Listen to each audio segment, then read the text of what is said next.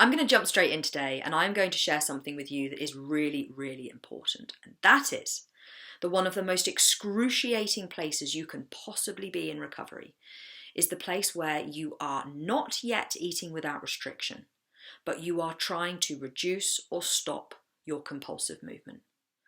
And the reason this is so excruciating is because when you are in an energy deprived state and you have taught your brain and your body through your actions, aka restriction, that food is scarce in the environment that you are in, your brain goes into starvation mode.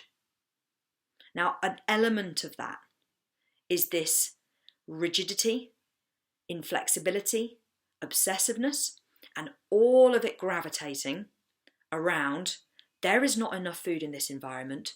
We need to eat scarcely and get moving to find where the food is.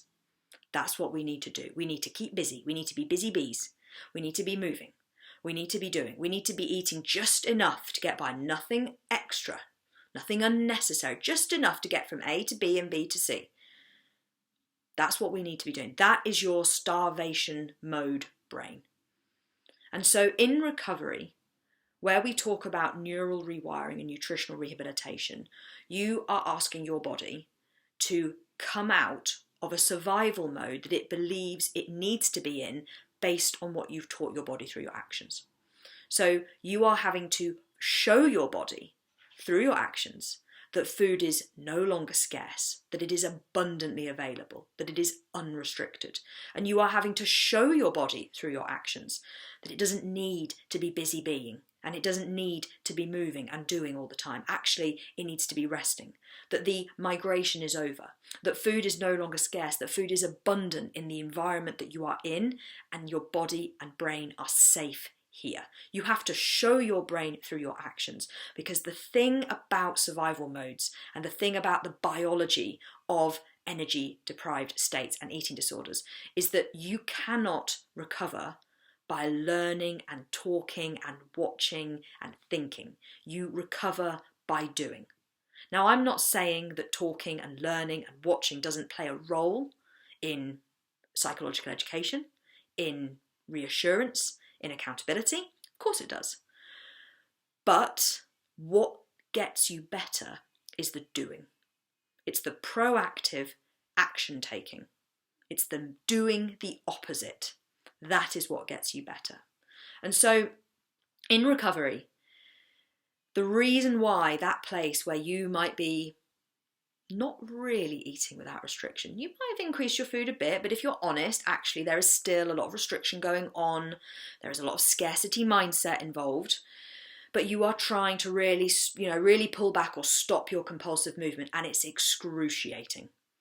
The reason for that is because basically your body at the minute is in this survival mode. It's going, there's not food here, so we need to be busy. We need to keep moving. We need to find where the food is.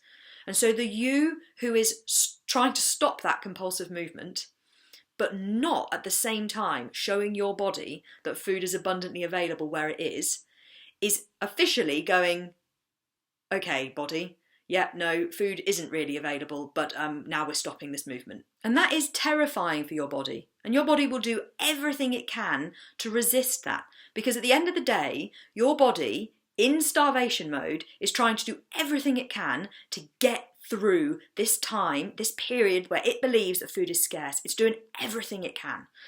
And so the you who is not showing your body through your actions that food is abundantly available, but is then stopping or reducing that compulsive movement, it's excruciating. Your body's going, wait, why are we stopping? Are we stopping because we're dying, or are we stopping because food is available? I don't understand. I'm getting mixed messages, and it's excruciating. And this is why it is so, so important in recovery that you address both things at the same time. They have to be addressed in conjunction with one another. You need to be stopping that compulsive movement, and you need to be pressing really hard into eating without restriction. And they both need to happen together so that your body can go, wait, we're stopping the, why, food might not be scarce. Food Food might not be scarce, guys. Right, okay, let's heal. That is what you need to be communicating to your body. And so this is why it's so important.